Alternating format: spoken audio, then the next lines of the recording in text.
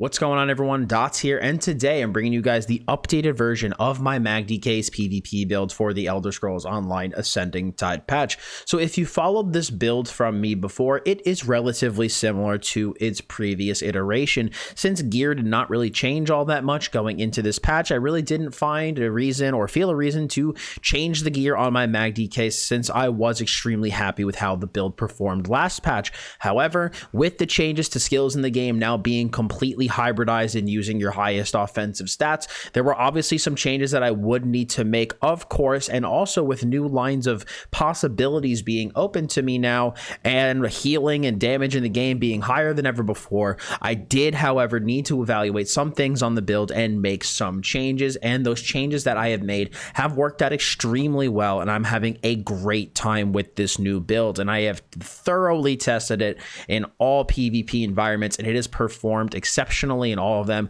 and I'm having a fantastic time on this updated version of my Inferno build. And so I did just want to share that with you guys today. But before we get into the build profile today, guys, I did just want to always say, like I do in all my videos, that this is just what I like, what I use, and what works for me. If you want to run something else on your MagDK, change something about the build. If you don't like something about the build, make any modifications you want. This is me just simply sharing what I am enjoying and what I am finding success with on my MagDK in PvP this patch. So kicking things off, guys, let's start off with our monster set, and that is going to be Magma Incarnate, which gives us a line of mag and stamina recovery for the one piece, with the two piece giving us minor courage and resolve whenever we use a single target heal. So this is a very well-rounded monster set and has been a staple on my MagDK for a couple of patches now, and I really like it. You get a little bit of everything. You get recovery, you get damage, you get armor, the uptime is extremely respectable. There is nothing not to like about Magma Incarnate, and it gives an extremely well-rounded profile of stats, which has made it, like I said, a staple on my MagDK, and it will be for patches to come. Now, you should be not surprised to see this set at all, since it is a Dots Gaming favorite, and that is going to be Burning Spellweave. Burning Spellweave is my front bar damage set of choice, giving us a line of Magicka, a line of damage, a line of crit chance, and when you deal damage with a flame damage ability, you apply the burning status effect to the enemy and increase your weapon and spell damage by 490 for 8 seconds, and this effect can occur once every 12 seconds. Now, the great thing about Burning Spellweave is that this is on our front bar only, and so because of that, the proc is extremely controllable. You're going to be getting that proc when you're going on offense, when you're leading in with your offensive offensive abilities and going on your enemies. It's just, I find it a lot easier to control on the front bar than on the back bar and having to like awkwardly swap around. But also the thing that I love about Burning Spellweave with its 5-piece is that because it is a buff, it will also apply to our back bar abilities. So if I proc that on the front bar and then swap bars, I will still have that spell damage available for my coagulating blood, most importantly on that back bar. In addition, the burning status effect from this ability gives us a lot of effective recovery. I believe last time I ran the numbers, I think if I remember correctly, it was about 160 effective Magicka recovery from this, which is incredibly strong. You know, it's more than a line of recovery essentially from just simply that burning status effect proccing and proccing the combustion passive from the Dragonknight. So very great set for MagDK, and again is another personal staple of mine. Now, my back bar set for this build, excuse my phone, I do apologize, is going to be Daedric Trickery. I still do run Trickery on my MagDK. This is going to give us a line of health, stamina, and Magicka, and this is again on our back bar only. Now, when you deal damage, you gain 1 of 5 random major buffs for 21 seconds every 9 seconds. Expedition, Protection, Mending, Heroism, or Vitality. Now, the great thing about this set is that every buff is extremely useful to the Magicka Dragonknight. Mending and Vitality are going to give us really big boosts to our healing. Heroism is essentially just a big increase to our sustain because we have that Battle Roar passive that gives us resources back whenever we use ultimates. Protection is just essentially more tankiness, which again is quite useful. And now Expedition actually has its uses on the build too, because our only form of major expedition is in Elusive Mist, which I consider a defensive form of movement speed, because again, we typically use that to kite and escape bad situations. And so the good thing about Expedition on Trickery is that I can use it more offensively and use it to keep up with and chase down opponents. And so because of that, Trickery is just an extremely great set for the Dragon Knight, and it provides a lot of bonuses, and I highly recommend it. Now, we have 2 one pieces available now with the kind of configuration of gear that we run, which of course we are running that single pace to trainee, which is going to give us that big boost to our maximum health. The past 2 metas, this patch and the previous patch, have been very high health metas. If you're not running at least 28 to 29k health, your health is way too low. And so because of, I think I run like 28.5k on my mag sork, and like everyone else is like 30k or above. And so because of that, Trainee helps us hit those big health numbers by giving us that giant 1454 increase to our maximum health. And then the mythic that we pair with this build, and my favorite mythic in the game, is the Mark and Ring of Majesty, giving us that 200 boost to our weapon and spell damage, as well as another 2300 armor. I feel very similarly about this set that I do to Magma Incarnate, where it's just extremely good, it's extremely well-rounded, and it offers good stats to basically any build. It gives you offensive capability, it gives you extra armor that you need to feel tanky, which in my opinion, the 2300 armor that comes from this ring is invaluable. I think it is fantastic, and it gives me that little bit of extra heft that I need to feel like I can stay in combat a little bit longer. Again, with how high damage is right now, this just feels extremely helpful to be able to get that extra armor. Now, what I want to talk about before we move into the weights and traits is going to be my weapons, and explain why I'm using the weapon combination, since I'm getting a lot of questions about this. I run a dual wield and sword and board this patch, okay? So dual wield should be basically every MagDK's front bar of choice. Now, I know people are going to be asking me, why not an Inferno Staff? Why do you not run an Inferno Staff Dots Gaming? Especially if you use an SMB in the back bar, you don't have any way to restore Magicka through heavy attacks. And that's a very valid concern. But let me explain dual wield on the front bar. The reason you run dual wield on the front bar is because in all aspects, dual wield is going to be superior to the Inferno Staff, okay? So if we look at dual wield, even just in terms of tooltips, the single target tooltips with, even if you run 2 maces, right, and don't even get the extra weapon and spell damage from a sword, like I was running like a Nernhoned and charged mace, again, both were maces, the tooltips on my single target abilities were still higher than my sharpened Inferno Staff. But my tooltip on Leap, which is an AoE ability and therefore not buffed by the Inferno Staff, was significantly larger, because again, Inferno doesn't buff the leap, so the dual wield leap tooltip is way higher. Now, I switched to a mace and a sword, and so because of that, the tooltip difference between the dual wield and the Inferno Staff is just going to go even more in favor of the dual wield, okay? Now, another benefit that dual wield also provides is that you get to run a charged offhand and still get to run a main hand like different trait, right? Because the thing with the charged offhand is that this gives you 240% increased chance to apply status effects. This is really good because the combustion passive gives us 1000 Magicka every time we proc the burning status effect, which can come off of a glyph or off any flame abilities. Now, the Inferno Staff passive, I believe it is called Elemental Force.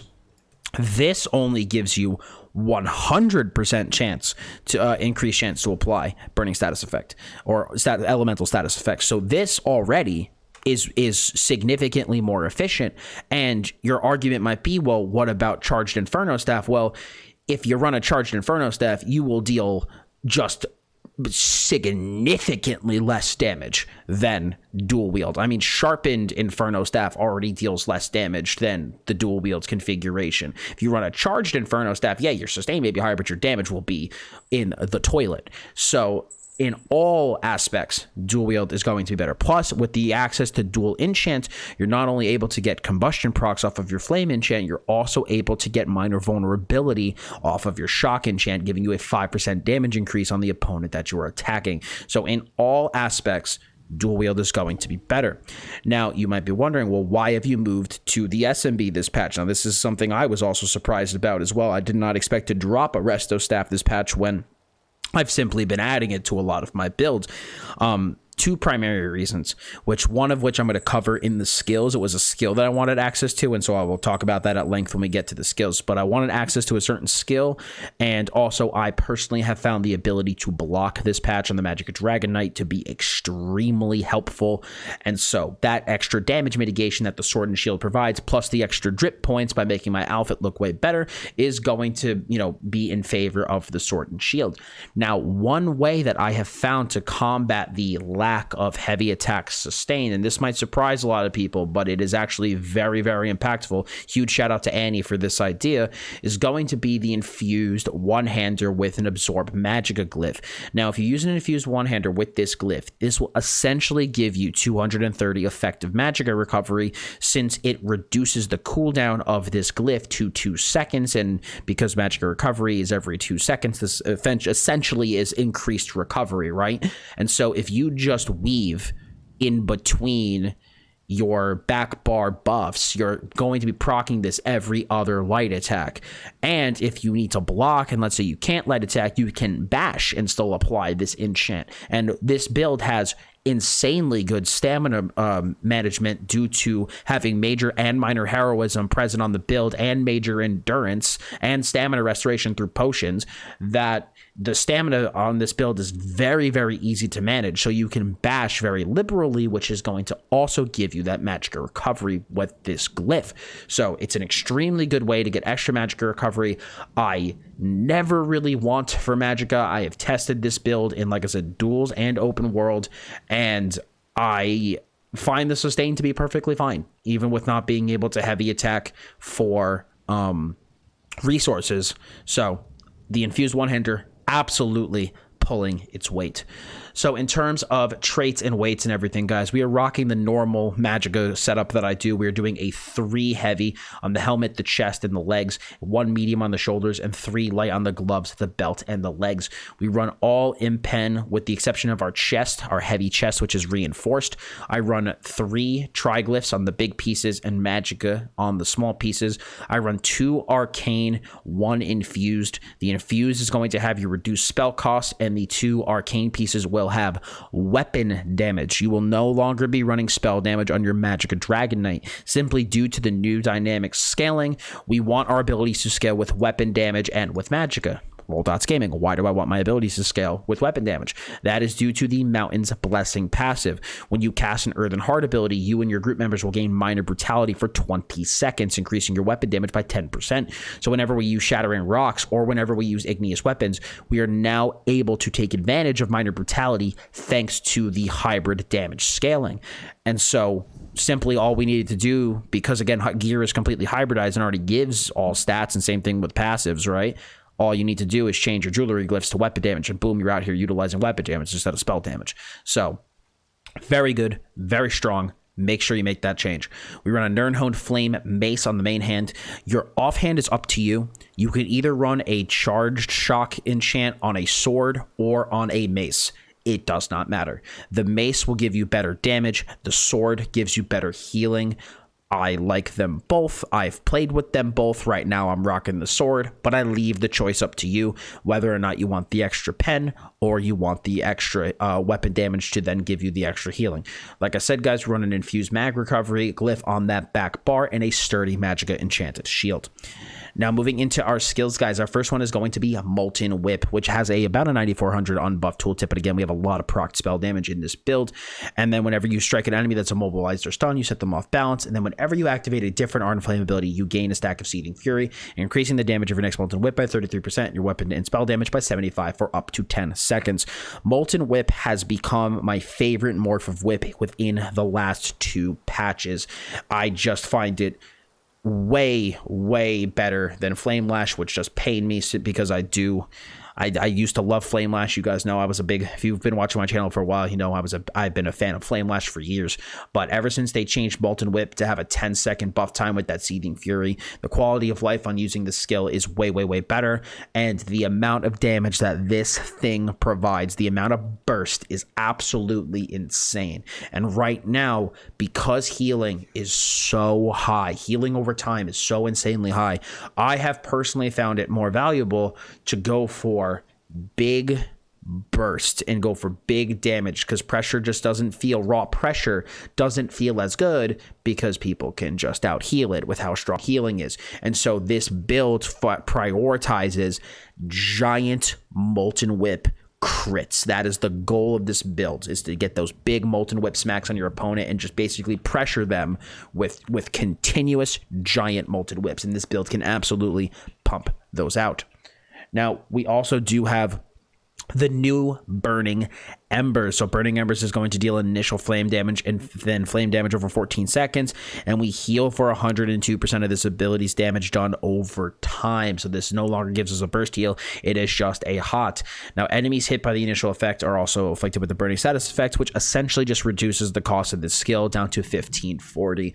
Now, the great thing about the new Burning Embers is that this is my new primary hot in the build. This is something that Dragonknight has been lacking for a very long time, a good in-class hot, and it was solely the change to Burning Embers which has made me feel like I have been able to drop that restoration staff on the back bar. Prior to this patch, that was not possible for me, just because your healing over time was not there.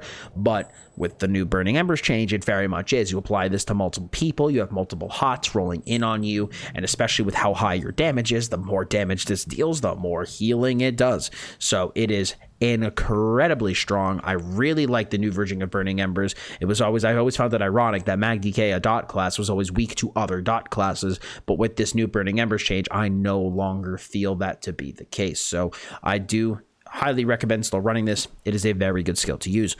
We use Shattering Rocks. Shattering Rocks is going to be our primary stun on the build, and this also gives us a big heal when this ends. This stun cannot be blocked or dodged. In my opinion, this is the single best CC in the game. I absolutely love this skill. Now, you might be wondering, well, Dots, why do you not run Fossilize? In my opinion, Fossilize should be primarily paired with Flame Lash. You need to whip somebody to proc Power Lash off of the Fossilize, and the Fossilize route allows you to do that. Now, with Molten Whip, I don't need to do that. I don't need to proc Power Lash, and so I don't really need that route. And instead, I would rather have an absolutely fantastic heal, because this heal is super, super, super high when you are fully buffed up. And so I find Shattering Rocks to be good, especially because we don't have that consistent, constant healing coming in from Flame Lash. Shattering Rocks just kind of helps make up for that loss. So, in my opinion, this skill is extremely slept on. Still, I've been slowly convincing more people to use it, but it's very slept on. Definitely use it. It is 100% the CC to pair with Molten Whip. We now have the new Engulfing Flames. Engulfing Flames has been changed slightly, but effectively in combat, it doesn't really change at all. You exhale a flaming blast enemies in front of you, dealing AoE flame damage and then an additional damage over 14 seconds. Now, the big reason we run this is for the 10% increase to our flame damage abilities. Now, when you are in combat with all of your buffs procced, this will 100% be at 10%. It's at 9% with only my igneous weapons procced, and so that's major and minor brutality, right? But you have to remember, we have Magma Incarnate, we have Burning Spellweave, we have all the Seething Fury stacks, so this sits at 10% basically all the time. But they essentially changed this so that it won't sit at 10%, like, unless you're buffed, but that won't be a problem for us, just because it scales solely with weapon and spell damage now and no longer takes max stat into account. So just keep that in mind. You know, max stat has become now even less important on Dragonknight now, because of the change to Engulfing Flames. But with this build, you are sitting at 10%, 100% of the time, just because of how much proc spell damage the build has. So do not even worry about that. We are now, once again, using an ability I didn't think I'd use for a long time. It is going to be Cauterize. Cauterize is now going to be making it back onto my bars. This is going to be giving us a heal every 5 seconds, kind of like a pseudo hot, and it also gives us major prophecy and savagery, giving us that nice crit buff. Now, Cauterize in the past was trying to disguise itself as a hot. Typically, you would pair Cauterize when using the SMB on the back bar, and you would try to, you know, use this as your quote builds hot, but it was just really effing bad at doing it. And Cauterize is kind of just, in my opinion, fallen from grace over time with the way that the game has evolved and the way that Battle Spirit heals have changed. That Cauterize used to be like a pretty decent heal for a cheap amount, and now it's just become like a meh heal for a cheap amount, you know? But in this situation, it's a little bit different because Cauterize is not trying to be a hot, but it's also not trying to be a burst heal. It's this weird in between like bridge heal where like I have my burst heal coming from Coag, I have my heal over time coming from Cauterize, I have another heal coming from Shattering Rocks, and Cauterize just kind of jumps into the mix there and heals me a bit when I need it. You know, it's when I ran this build without it, because I dropped the resto staff, the healing wasn't enough. But when I added Cauterize, the healing was fine. So the thing that I have found with Cauterize is that Cauterize is a good supporting heal to add into a already solid healing lineup, but to rely on it as a primary heal is like a bit of a problem. And so because we have that good hot within Burning Embers, Cauterize is now, in my opinion, is extremely viable to use, and I do recommend using it for the dual wield and SNB setup. Without it, your healing will not be high enough. So definitely recommend having this. And I will address, because people might be wondering, well, aren't you losing a lot of damage with Flames of Oblivion? I will get to that when we get to the first skill on the back bar, because that is the most impactful ability that has changed the build. So we have Ferocious Leap as well as our front bar ultimate. This is going to deal instantaneous flame damage to all enemies. So burst damage. It's going to CC them and knock them back. It's going to stun them for 2 seconds. It's going to give you a monstrous shield. It is also a gap closer. It is also extremely cheap. This is, in my opinion, the go-to ultimate for MagDK. Some people love and swear by Corrosive. If you want to use Corrosive, be my guest. Go ahead. I personally prefer Leap. I think that the you can pump out leaps like it's no one's business in this build because of having access to major and minor heroism. So because of that, we're getting a lot of effective sustain from Leap, which has allowed me to push more damage in other places because I am constantly getting the Battle Roar Magicka Restoration. Also, it's a very versatile ult. It can be used to crowd control people. It could be used for burst. It could just be used defensively if you want a shield, like, and you can't make it to your back bar in time. Like, there's so much that this ability can do. And in my opinion, sometimes Coag can feel a little bit telegraphed. People can just misform away, streak away, run away, etc., and then boom, there goes my ult. But Ferocious Leap just it helps out even in those situations where, again, you know, you're fighting that pesky Magsork that wants to get away from you, and they try to get away with their shields down. You just freaking leap on them and kill them. Or you can use Leap as an entry CC to then go onto Molten Whip with instead of using Shattering Rocks if you want to mix things up with your opponent. It just feels very versatile to me, and it is why it's still my leap of preference, or my skill of preference for the ultimate. And also, again, drip points, it looks badass. So if you like Corrosive, though, be my guest, go ahead and use it, but Ferocious Leap is my personal preference. Now, the ability that has caused me to run the SMB on the back bar and has been one of the best adds to my build is going to be Pierce Armor. So Pierce Armor is going to deal a inconsequential amount of physical damage, but the most important thing is that it is going to inflict our enemies with minor and major breach. So this is going to give us, this skill alone gives you, it's very cheap as well, it's only 1200 stamps, it's very easy to manage. This ability alone gives you about 15% damage. It's like 14.5. We'll just say 15. 15% damage on your opponent. It is so much. And I tried running this build, same gear and everything, with the exact same loadout that I did from last patch. Flames of Oblivion on the front bar, that rapid regen on the back bar, and certain enemies that I would fight, I could not get through their healing, even with that extra constant pressure coming from Flames of Oblivion. Because Flames of Oblivion pumps, deals a lot of damage. It was still not enough to get through the ludicrous healing over time that is present in this patch. But threw on Pierce Armor, dropped Flames of Oblivion for Cauterize, and suddenly those opponents that I was struggling to make a dent in, I was dealing significant amounts of damage to, because now again, my whip is dealing 15% more damage. And so whip is now going to be essentially going into an opponent that has, because we have about 14k total pen on this build, a little bit more than 14k with this included.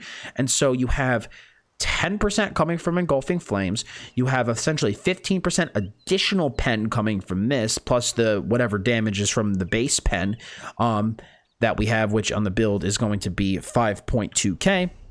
And then you also have minor vulnerability coming from your shock glyph. So we have a lot of things that are going to give us these giant whip crits and these big whip tooltips that people get this burst, just this giant burst of damage. And it just, this patch, it feels way more effective than trying to pressure someone down. And so Pierce Armor has just literally made it significantly easier to kill people this patch. And plus, I don't miss rapid regen as much as I, there are some times that I do wish I had it, but even now having the ability to block is huge. It's huge to be able to mitigate damage this patch, and then you have to heal for less because you are mitigating with block. And so, just like I said, this extra damage coming from Pierce has been extremely impactful, and I highly, highly, highly recommend running this skill this patch. It enables a disgusting amount of damage, and this is the skill that I essentially wanted to slot that made me kind of change the build around to use the SMB and now use Cauterize on the front bars. So Pierce Armor, amazing skill. Definitely going to want to run it this patch. We are still running Igneous Weapons. This is going to be simply our form of Major Brutality. That is what it is slotted for. So this is the most efficient form of Major Brutality that we can get on the SMB. It is more Magicka efficient than Degeneration in terms of Magicka per second of Major Brutality, so I definitely do recommend it. Also, it does proc Mountain's Blessing for Minor Brutality. It also does give us stamina back, which is really, really nice, and it also gives us ultimate when we cast it as well. So just a fantastic skill. Also makes your weapons look super, super badass. Now you might be wondering, well, Dots, why don't you just run spell power pots? Why don't you just drop this, run a different ability here, and run spell power pots? Well, the thing is that if you do that, you can't run heroism potions, and heroism potions are cracked because they give major intellect, so that's your Magicka recovery buff. They give you Magicka back. They give you major endurance, which is your stamina recovery buff. They give you stamina back, and then you get minor heroism. So you get it's just such a dense potion in terms of how much sustain it gives the MagDK. And if you don't run Igneous Weapons, you can't run that potion. And so I think that potion is 100% worth running. And so because of that, Igneous is going to still be on my bars and is still a fantastic skill to use. I also have come to love this way more than Degen. I think if you haven't tried it, give it a try. Try dropping Degen. Give this a shot. You will not miss Degeneration. This is incredibly good. You also have Coagulating Blood. This is going to be our primary burst heal on the build. Major Fortitude is completely useless. But this is just our burst heal. This is what we use to heal ourselves when we're low and we need to be healed. We also have Volatile Armor. This is going to give a magic dot on our opponents. Thankfully, this magic dot can also proc the overcharge status effect, which is pretty cool, which is going to give us that Magicka Steel, which is very valuable. But most importantly, this just gives us our 6k armor. Also gives us access to the, I believe it is the Burning Heart passive from the Draconic Power skill line for 12% healing increase. So, Volatile Armor, great skill. You just want to run it. We also have Elusive Mist. Elusive Mist is the best movement skill in the game, and I see some people play without movement skills, and I think they are absolutely crazy. Elusive Mist is extremely good. It's extremely valuable. Most people just don't really know how to use it, but once you really learn how to properly play with and manage Elusive Mist, it is a godsend with how long and how much you can kite opponents out. It's an extremely powerful skill. This gives you 75% damage reduction while kiting, permanent major expedition while it is up, and you cannot be slowed or impaired in any way, but your healing and recovery stats are disabled. But, thankfully, we can still proc party status effects, have that come back. But, this is pretty cheap for our builds, only 558 Magicka just due to that cost reduction glyph. But Wings is terrible. Wings is just unfortunately still an absolutely terrible skill, so I don't recommend running it here. And Race Against Time, while good, does not mitigate any damage. And so you have to spend a lot of stamina while you kite to dodge roll and block and evade these various, and sprint and evade these various things that are still coming at your character. Or you can just use Mist Form and not just kite out of your Magicka pool and takes so much less damage. So also on top of that, the vampire passives are extremely valuable for this build.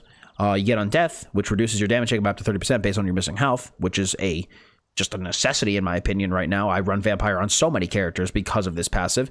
And then we also get access to strike for the shadow. So when you leave mist form, your weapon damage is increased by 300. So you pop out of mist form and you get extra healing on Coag, which is great. You know, you could swap to your front bar and heal yourself with cauterize or hit somebody with the whip. You get extra weapon damage for just kiting, you know? It's just super, super good. So for all those reasons, Mist Form, really good, absolutely worth running. Our backbar ultimate is going to be Spell Wall. Spell Wall is going to be my defensive ultimate of choice. So you reinforce your shield. So this will automatically block for you at no cost and reflect all projectiles cast at you for 7 seconds. This is my primary defensive ult of choice. I've really started to like to run the offensive ult and defensive ult. I don't really run Temporal Guard anymore. Minor Protection feels really inconsequential. So I really do like Spell Wall. If you are somebody, though, who was like, well, Dots, I don't really know what to choose between Corrosive Armor and Leap, just run Corrosive on the back bar. Corrosive is a perfectly viable ultimate to run on back bar. Why not both? Taco Girl, you know, you could just, I don't want to choose between Ferocious Leap or Corrosive, so just run both. You could run Corrosive on the back bar. But me personally, I prefer Spell Wall. Again, like I said, it's a preference of mine to have cheaper ults, and so because of that, we run Leap on the back bar and Spell Wall on Leap on the front bar, Spell Wall on the back bar as our primary defensive ult of choice. But again, you can also run Corrosive here if you want to. If you just want raw mitigation, you could run Temporal Guard, but I don't know. I don't think the 5% is really all that much. It just gets watered down by other percent mitigations. So because of that, Spell Wall is my go-to of choice. Now, guys, in terms of the base stats for the build, just sitting around, we are at 32k maximum magicka on the front bar and 34k on the back bar, 31.2k maximum health with 20k stam, 1200 unbuffed magicka recovery with 3743 weapon damage. We have 30% crit with 5200 penetration, but remember that gets skyrocketed by pierce armor. We have 21k or almost 22k spell resist with 17k physical resist and 2100 crit resist, and then on that back bar that goes up to 23.5k spell and 19 physical. But remember that we also have our armor buff, and we also have the minor and major resolve in the build. So we're going to go up, our resistances are going to go up by quite a lot. We also use the Atronach Mundus for some extra recovery. We do again play this as a stage 3 vampire using the Bewitched Sugar Skulls buff food, and then we run 54 points into magicka and 10 into health. In terms of my race for the patch, I still do highly recommend the Breton. The Breton just gives you a metric ton of sustain, which allows you to very easily sustain being a stage 3 vampire with no problems, and you don't really need to budget for that much sustain just because so much of it is covered by the Breton passives. The only other race I would recommend for the MagDK right now is Imperial. I think Imperial is also a very good option, giving you big boosts to health and stamina, which of course are extremely valuable, and then you also get 6% cost reduction across the board, including core combat. So Imperial is also extremely valuable, but my preference still does lie in the Breton. And then, like I said earlier, guys, our potion of choice is going to be these Essence of Magicka potions: Restore Magicka, Restore Stamina, and Minor Heroism. They are very expensive, but they're very worth it. Very, very, very worth using. If you cannot afford these for some reason, at that point I would just run regular tri-stat pots, but I think this is super worth saving the money for and buying. These potions are extremely dense for MagDK, and I do highly, highly, highly recommend them. Now, in terms of our CP, guys, we are going to be running very similar CP to what I have in the past. We're going to be running Deadly Aims. It's going to be a single target, what the hell was that? Single target and dot damage increase by 10% because this does affect our dots. We also do get Master at Arms to increase those direct damage deals. So that's primarily all the instant hits on, Embers and Engulfing Flames, Lash, and Leap. We also still do run Duelist Rebuff for single target damage reduction, and then I also do run Ironclad for that direct damage reduction. This also does apply to dots. We also have Boundless Vitality for 1400 maximum health, again health meta, so this is important to get. We also run Survival Instincts now because this is a Sword and Shield build. Survival Instincts is extremely important for that big block cost reduction. This is core combat skilled block cost reduction. So that is going to be Sprint, Dodge Roll, block cost, Break Free, Bash, Sprint. So it's very, very, very good and saves you a ton of stamina.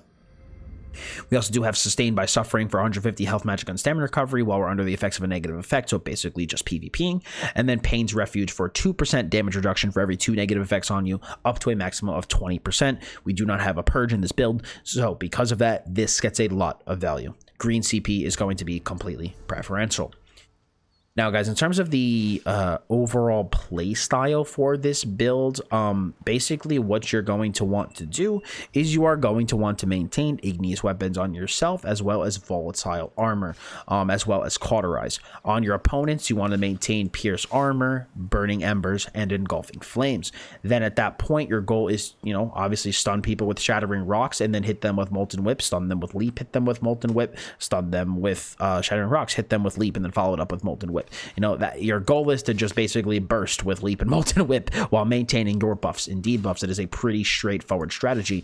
Now, if you run into a situation where you have an awkward amount of stacks on your molten whip, you can honestly refresh any of these ardent flame skills based on your situation. If your burning embers buff is getting low, refresh burning embers. If your engulfing flames is getting low, you're trying to get a pesky nightblade out of stealth, reuse that. If you could use another heal, use cauterize. It depends on the situation, but you can feel free to recast any one of these if you are in an awkward spot with your stacks.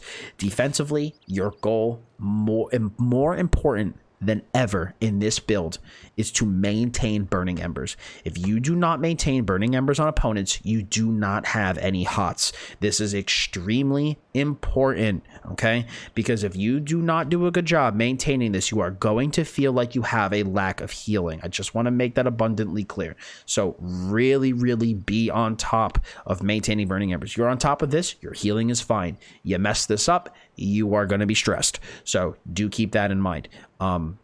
Shattering rocks and cauterize are really good, basically kind of like micro burst heals in a way, because between maintaining burning embers and these two abilities, this will really keep your health topped off. But then in those moments where you take those big smacks of damage, that is when you want to go into the coagulating blood. With mist form, there's a lot of really good ways to use mist form.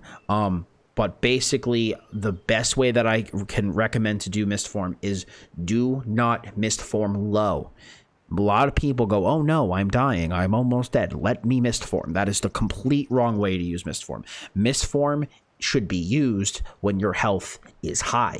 When your health is low, you need to heal yourself. If you're mitigating 75% damage while you have 15% health and you're not healing yourself, that is completely useless. You should be healing yourself. But if you're mitigating 75% damage while you're at 75% health, you can stay in mist form a lot longer and kite a lot longer because your opponents have a lot more HP to chop through, and they're chopping through it a lot slower because it is being reduced by 75%. And then when you come out of that mist form, then you're low, then you heal yourself back up, okay? So do not mist form low. That is when you should be healing yourself, okay? Another little cool trick to mist form, especially with a lot of Templars this patch, feel free to mist form Purifying Light or Pottle, you know? Just gets reduced by 75%. It's pretty good. So you don't have to do it for every single one, but if they do a huge ultimate burst or whatever into the Pottle, just feel free to mist form it and reduce the damage. You can do some really tricky things with mist form. It's got a much higher skill cap than people realize, but if you practice it and use it, I'm telling you, you will fall in love with it just like I have. Now, guys, with that being said, I think that's going to be it for me today. I know the MagDK guide was a little bit longer, but on that community tab poll, you guys did say you liked the long guide. So here we are, and I hope you did enjoy the breakdown of the MagDK PvP build for the Ascending Tide patch. I've been having a great time with the build. It's been super fun, and I hope you guys find as much success with it as I personally have. So if you guys did like this video, it would really help me a lot in that YouTube algorithm if you left a like on the video. Comment how you've been enjoying Ascending Tide with your Magicka Dragonknight. Please, like I said, let me know in those comments below. Again, it really does help in the YouTube algorithm as well. And guys, for more ESO PvP builds for Ascending Tide, please hit that sub button as well as the bell to keep those notifications on. So thank you all so much for stopping by today. I do very much appreciate it. As always, I'm Dots Gaming, and I'll see you all in the next one. What you could also do if you don't have access to Puncture, another thing you could do is try to like kind of reorganize your skill bars a little bit, or reorganize kind of like your build to be able to like use the Lover Mundus instead of the Atro. You could try to build more sustain somewhere. That would also be an option too.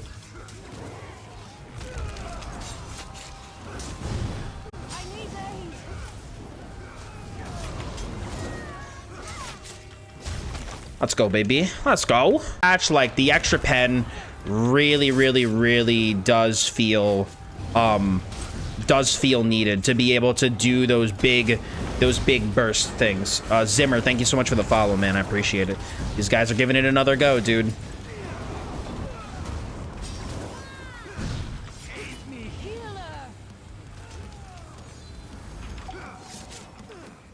Oh, come back here, you fuck. All right, these guys are spreading out. This guy's trying to take down my guards. Let's murder him really fast. Have fucking 16k pen and, like, you know, 6,500 frickin' spell damage. Like, you know, I hit very fucking hard with whip, you know? My whip hits quite hard. So, because of that, like, the Flames of Oblivion being gone isn't the end of the world. No, there is. I use Markin. I use the Markin Ring of Majesty. By far my favorite mythic in the game. This guy's getting healed from his homies. Oh no.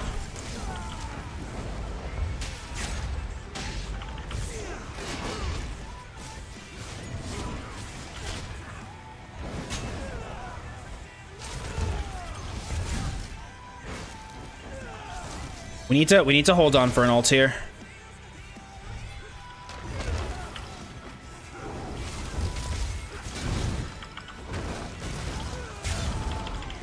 Boom, there we go.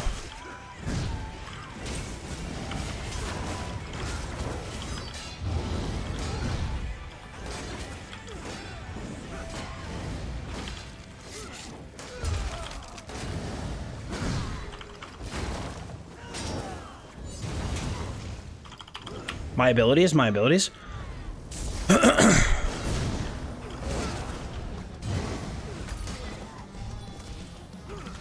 This guy's dead. Boom. Let's go, baby.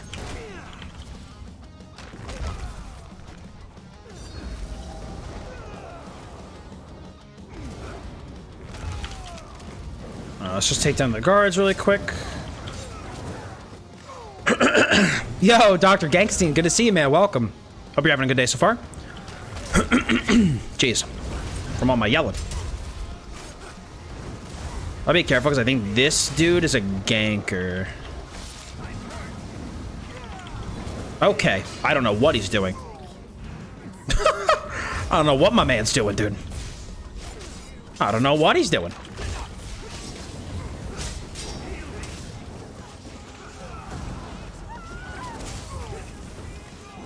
Okay, we just need to... I need to play very careful, though, just because guards.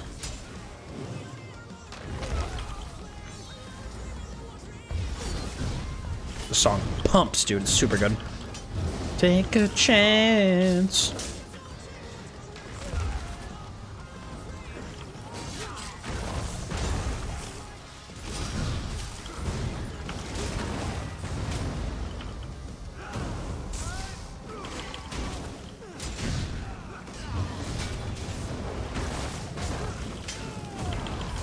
Good block, good block.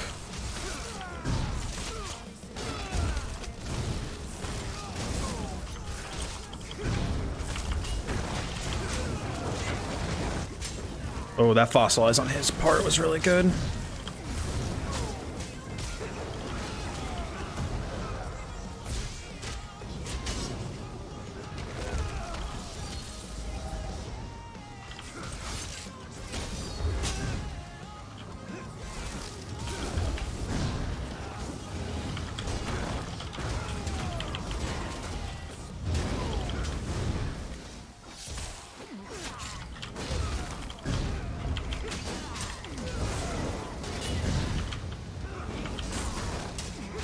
Back and towards their guards. I have to focus the Templar first because if I go on the DK, the Templar's just gonna heal him.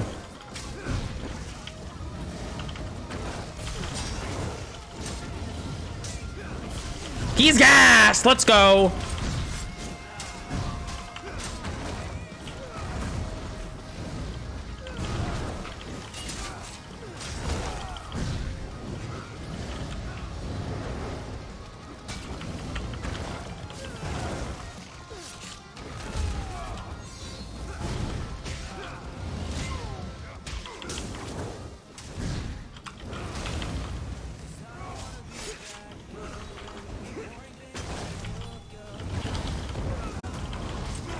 Let's go, baby. Let's go. That's what I'm talking about, brother. It's been, it's interesting. I don't know the word for it. I don't know how much I like it or dislike it yet, but it's definitely a change, that's for sure. Oh my god, that guy's not wearing armor. That has got to be one of my highest fucking whips, dude.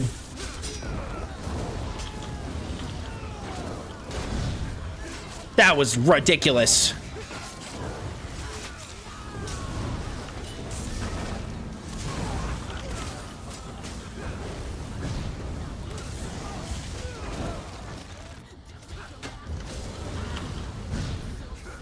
Goodbye, baby. Thank you so much, Clown. I appreciate that. 90% of what I learned for PvP is from you. I'm happy I've been able to help. Very, very, very happy I've been able to help. Dude, soul assaulted me. The amount of disrespect that this man has for Dots Gaming. Bro, wear armor, dog. You gotta wear armor, my guy. Gotta be wearing armor, dude. Can't be PvP and not wearing armor.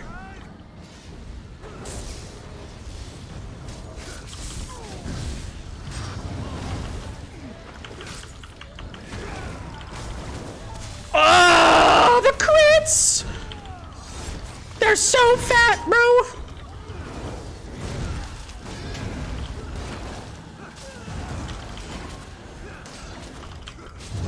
Get out of here, buddy.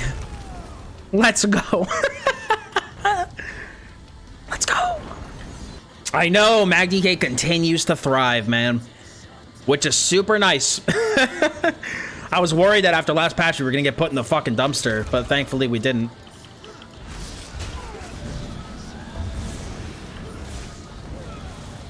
Alright, these three guys are back, except for this time they got a good jump on me, so I do need to play a little bit more scared. But this guy I'm just gonna quickly fucking one-shot again. Okay.